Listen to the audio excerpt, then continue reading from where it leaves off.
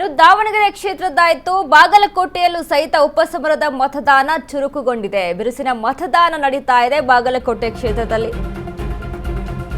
ಬಾಗಲಕೋಟೆ ಉಪಸಮರದ ಮತದಾನ ಚುರುಕು, ಬಿರುಸಿನ ಮತದಾನ, ಅಭ್ಯರ್ಥಿಗಳಿಗೆ ಢವಢವ ಶುರುವಾಗಿದೆ. ಮತಕ್ಷೇತ್ರದಿಂದ ಅಶ್ವವೇಗ ನ್ಯೂಸ್ ಗ್ರೌಂಡ್ ರಿಪೋರ್ಟ್ ಅನ್ನ ಕೊಡ್ತಾ ಇದ್ದೀವಿ. ಬಾಗಲಕೋಟೆ ಉಮೇಶ್ ವರ್ಸಸ್ ವೀರಣ್ಣ ಚರಂತಿಮಠ ಫೈಟ್ ನಡೀತಾ ಇದೆ. ಮೇಟಿನಿಂದ ತೆರವಾಗಿರುವಂತಹ ಕ್ಷೇತ್ರ. ಮುಂಜಾನೆ 7 ಗಂಟೆಯಿಂದಲೇ ಜನರಿಂದ ಮತದಾನ ಆರಂಭವಾಗಿದೆ. ಬೈ ಎಲೆಕ್ಷನ್ ನಲ್ಲಿ 34 ಅಭ್ಯರ್ಥಿಗಳ ಅದೃಷ್ಟ ಪರೀಕ್ಷೆ. ವೋಟಿಂಗ್ ಕೇಂದ್ರದತ್ತ ಆಗಮಿಸ್ತಾ ಇರುವಂತಹ ಜನರು. ಬಾಗಲಕೋಟೆ ಉಪಸಮರದ ಮತದಾನ ಚುರುಕುಗೊಂಡಿದೆ.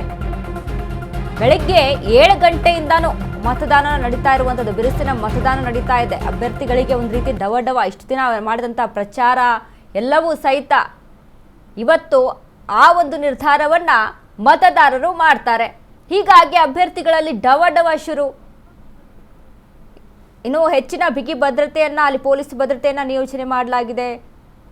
ಇಷ್ಟು ದಿನ ಏನು ನೋಡಿ, ಬಾಗಲಕೋಟೆ ಕ್ಷೇತ್ರವನ್ನ ಕಾಂಗ್ರೆಸ್ ಸಹಿತ ಪ್ರತಿಷ್ಠೆಯ ಕನವಾಗಿ ತೆಗೆದುಕೊಂಡು ಅಲ್ಲೂ ಸಹಿತ ಹೆಚ್ಚಿನ ಒಂದು ಪ್ರಚಾರವನ್ನ ಅಲ್ಲಿ ಆರಂಭಿಸಿರುವಂಥದ್ದು.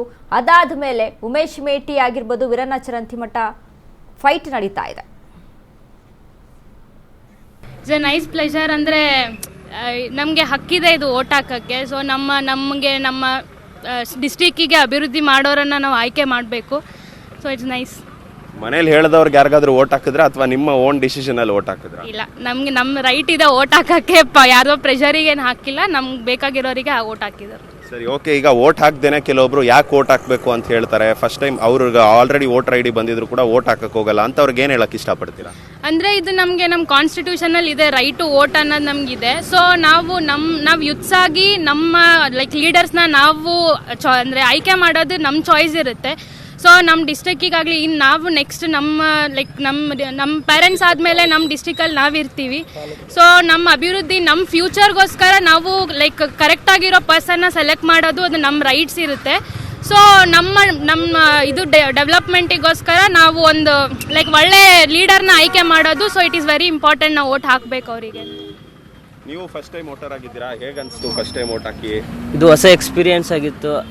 ಮತ್ತೆ ಯಾರಿಗೆ ಹಾಕಿದ್ರಿ ಓಟು? ಅದೆಲ್ಲ ಹಂಗೆ ಪಬ್ಲಿಕಲ್ಲಿ ಹೇಳೋಕ್ಕಾಗಲ್ಲ ಅಷ್ಟೇ.